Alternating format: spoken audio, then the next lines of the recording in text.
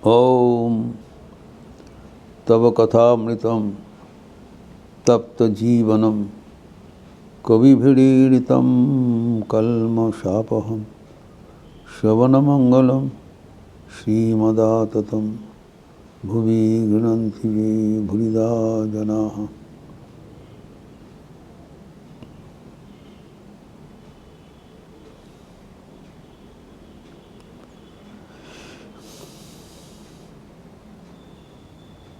श्री श्री ठाकुर के साथ उनके अंतरंग भक्तों का जो सत्प्रसंग हो रहा था उसी का चर्चा हम लोग कर रहे थे।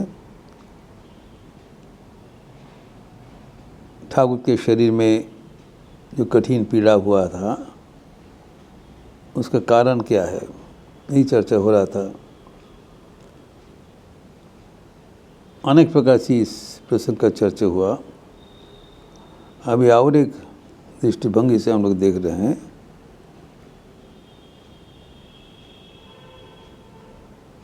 जो भक्तगण उनको निवेदन कर रहे हैं, आप माँ को बताइए। वो कहते हैं हम बताने में असमर्थ हूँ,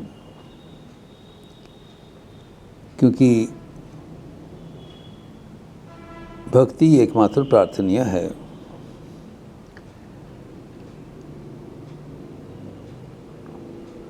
लेकिन अभी और एक कारण बता रहे हैं। ठाकुर के विशाल जीवन है, वो कारण की चर्चा हम लोग करेंगे। क्योंकि भक्तगण ठाकुर का निवेदन किया, आप मांगने से आपको मिल जाएगा, क्योंकि आप बहुत करीब है। माँ भवतारण्य आपको बहुत प्यार करते हैं, तो अब क्यों नहीं करते हैं। ठाकुर कहते मैं तो पहले इसे प्रार्थना करता था। यहाँ पर ठाकुर ने बताया मैं माँ को निवेदन किया, खोल के भीतर ये तलवार है, अर्थात शरीर के भीतर शरीर ही है। इसने केज शीत। तो मैं तो माँ को कहता हूँ कि ये खोल थोड़ा ठीक ठाक कर दीजिए, थोड़ा मरम्मत कर दीजिए, ताकि भीतर का तलवार सही ढंग से काम कर सके।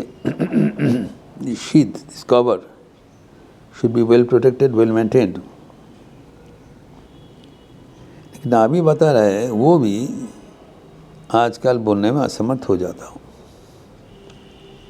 ये अत्यंत महत्वपूर्ण बात है। अभी अवस्था का रूपांतर हो रहा है। जो जिसको शरीर मन का समष्टि कहलाता है,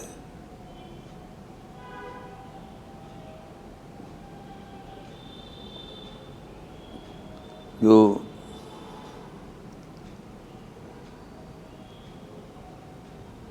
बॉडी माइंड कॉम्प्लेक्स है, उसके माध्यम से हम भगवान को सेवा करते हैं। इसको सेव्य सेवक भाव कहलाता है। पहले हम भगवान के पास भक्ति रूप से, भक्त रूप से आते हैं। उसके बाद हम एक रिश्ता बना लेते हैं, एक भाव ग्रहण कर लेते हैं। कई भाव होता है, सेव्य सेवक भाव, सख्य भाव, वात्सल्य भाव, मधुर भाव इत्यादि। तो कोई भी भाव पकड़ के तब हम भगवान को सेवा करना चाहते हैं, कोई भी उपाय से। अभी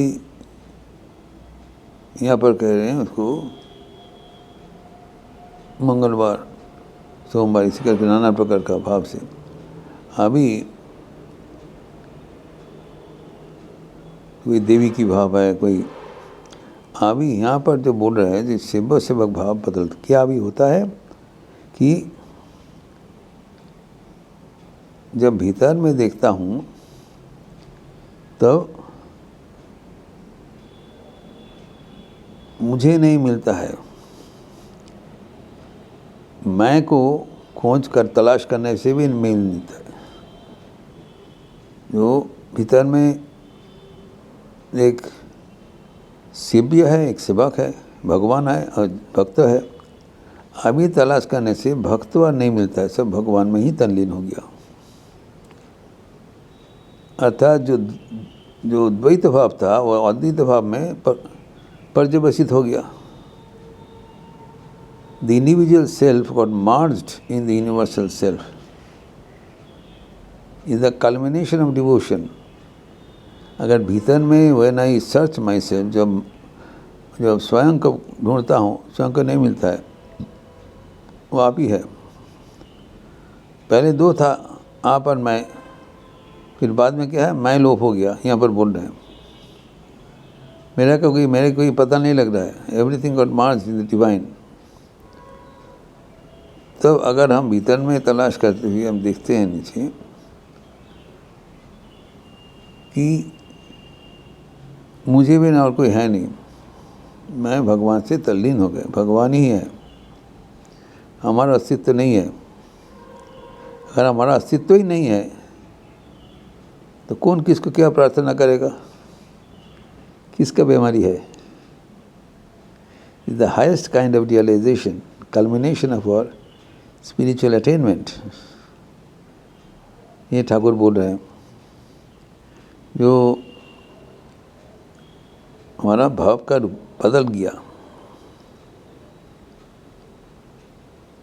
स्वामी विवेकानंद कहते हैं कि आध्यात्मिक जीवन में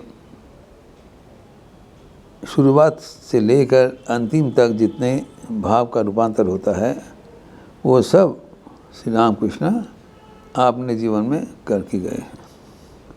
अतः प्रत्येक मतलबी अपना जीवन का आदर्श श्री राम कृष्ण के जीवन में देखेंगे। आदर्श भक्त, आदर्श ज्ञान, आदर्श ज्ञानी, आदर्श योगी इत्यादि। इस कारण ईश्वर के सान्निध्य किस दृष्टिभंगी से हो रहा है वो विचार जो है, बाहर से दिखाई पड़ रहा है ये व्यक्ति पीड़ित है, लेकिन भीतर में उनका मन भगवान में तल्लीन हो गए। तो जो भगवान में तल्लीन हो गया उसका तो कोई रोग शोक ताप का कोई अनुभूति नहीं होगा। He has merged his self in the divine। तो भीतर में एकमात्र आनंद ही विराजमान होगा। बाहर से दिखाई पड़ रही व्यक्ति बहुत बीमारी है। ठाकुर कहते हैं जब इस अवस्था होता है तब और प्रार्थना करने में मैं असमर्थ हो जाता हूँ, स्वाभाविक है। जब दुख बोध होगा, पीड़ा बोध होगा, तभी ना प्रार्थना करेंगे पीड़ा को अंत कर दो। जब वो बोध ही नहीं है, हमारा स्वयं का भावना ही लोप हो गया, तो किसके पीड़ा है, कौन कराएगा। ये है ठाकुर के हाईएस्ट रियलाइजेशन। दैनंदिन जीवन यापन करते हुए भी वो असाधारण हो गया। और ये असाधारण जो हुआ वो असाधारण जीवन में साधारण दृष्टिभंगी चलता नहीं। हमारे जो जीवन शैली है उसी आधार पर सबके जीवन पर्यालोचना करना संभव नहीं है। जो जहाँ पर है उसको उस परिप्रेक्ष्य में विचार करना पड़ेगा। ठाकुर की अत्यंत उच्च अवस्था जो स्वयं बता रहे हैं कि इसे तुम लोग को समझाना मुश्किल है। जब धीरे धीरे कोई समझने पाया तब देखा, अरे बाबा ये तो अद्भुत बात है। ठाकुर अगर उसका मन इतने विचार के, तो उसका मन जो है अति उच्च स्तर में वो प्रतिष्ठित है। जो उच्च स्तर में प्रतिष्ठित होगा तो उसे अनुसार बर्ताव करना पड़ेगा। तो इसीलिए ठाकुर के जो जीवनी है वो भी इसके साथ साथ प्रयोजन अनुसार हमें विश्लेषण करके उसमें निर्देश करना चाहिए। वर्तमान में कहा गया है कि उनके जीवन एक आध्यात्मिकता की परिपूर्ण प्रकाश है, जहाँ पर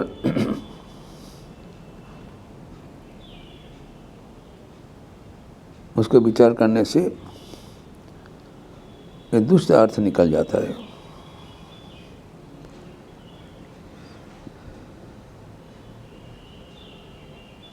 जब भक्त भगवान के साथ परिपूर्णत होता है, जो तब this is the culmination of realisation. जैसे कहा गया था, जब जो जिसको आराधना करते हैं, उपासना करते हैं, चिंतन करते करते उनका ही भाव प्राप्त हो जाता है। ठाकुर ने कहा है, जो आरसुल्ला है, कॉकरोच, जो एक कुमरे पुका का चिंतन करते करते कुमरे पुका ही बन जाता है। तो जो जिसको चिंतन करता है उसका भाव प्राप्त हो जाता है। अगर भगवान को बात चिंतन करते करते अपना जो भाव है वो समेट लिया, भगवान में परिपूर्णता लाभ कर लिया। So this is the divinisation of the self, the culmination of spiritual life. भक्त को भगवान को चिंतन करते करते हम भगवान स्वरूप बन जाते हैं। जब वो जाता है तब शरीर का जो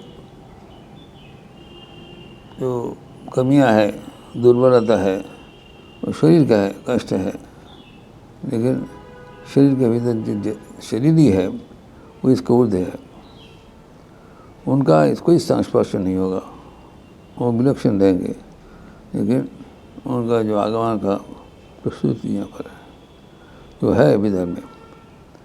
और जब वो है, उनके साथ जब हमारा सत्ता मिलित हो गए, तब वो आनंद में भरपूर रहेगा, क्योंकि उनके जो स्वरूप है वो सच्चिदानंद आनंद स्वरूप।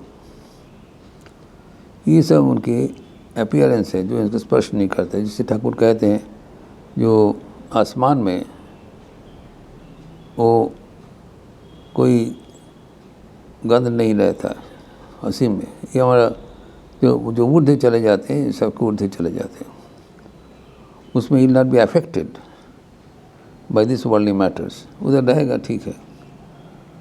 तो भगवान इसके निर्लिप्त है। जब साधक ये भक्त उस अवस्था में उपनीत होते हैं, तब वो ये सब जागतिक विचार से निर्लिप्त हो जाते हैं। His mind is pitched very high with God alone, always residing in bliss। सब आनंद में परिपूर्ण अवस्था है। हम लोग देखते हैं उनका कुछ बीमारी है, ये है, उनका नजर में कुछ नहीं है, क्योंकि जब वो तलाश करते देखते खरी सिंह पर, जो एक बार ईश्वर ही वर्तमान है और ईश्वर के साथ झुकते हुए उनका भी जीवन सदैव आनंद, आशीष एवं श्रद्धा से भरपूर रहता है। यही जीवन का लक्ष्य है, लेकिन जिसको जहाँ तक पहुँचा है उसके अनुसार उसको आगे बढ़ना चाहिए। लेकिन ठाकुर इंडिकेट कर रहे हैं, जी अल्टीमेटली यही तुम्हारा जीवन का लक्ष्य है, और ये अवस्था प्राप्त होने से तब ये सब साधारण जो शरीर का विक्षेप वो हमें स्पर्श नहीं कर पाएगा। जब हमारा आध्यात्मिक क्रमोन्नति इसी तरफ होगा, तब हम भी उस अवस्था प्राप्त करेंगे। जीवन में जीवन का लक्ष्य है कि ईश्वर प्राप्ति। ईश्वर प्राप्ति का कई अवस्था होता है। एक ईश्वर के साथ एक अत्यंत प्रीति का संपर्क है, ईश्वर को सेवा करते हुए जीवन में आनंद उठाना। सेवा करने के लिए हमारे शरीर स्वस्थ होना चाहिए, वो एक प्रयोजन है। लेकिन सेवा करते हुए, ईश्वर का चिंतन करते हुए जब हम ईश्वर से तल्लीन हो जाते हैं, तब और शारीरिक अवस्था उसमें कोई विसर्जन नहीं है, तब हम आनंद में भरपूर हो जाते हैं। एवं वही आनंद का अवस्था ही हमारा चरम आध्यात्मिक प्रगति का शिखर है। वो आनंद में हम विचरण करते हैं, जिसको उल्लेख सब संतगण करते हैं। एवं ठाकुर भी उस अवस्था में पहुंचने के लिए हमें आह्वान कर रहे हैं। इस अवस्था को, इस चर्चा को और भी आगे बढ़ाते हुए हम अगले दिन चर्चा करेंगे।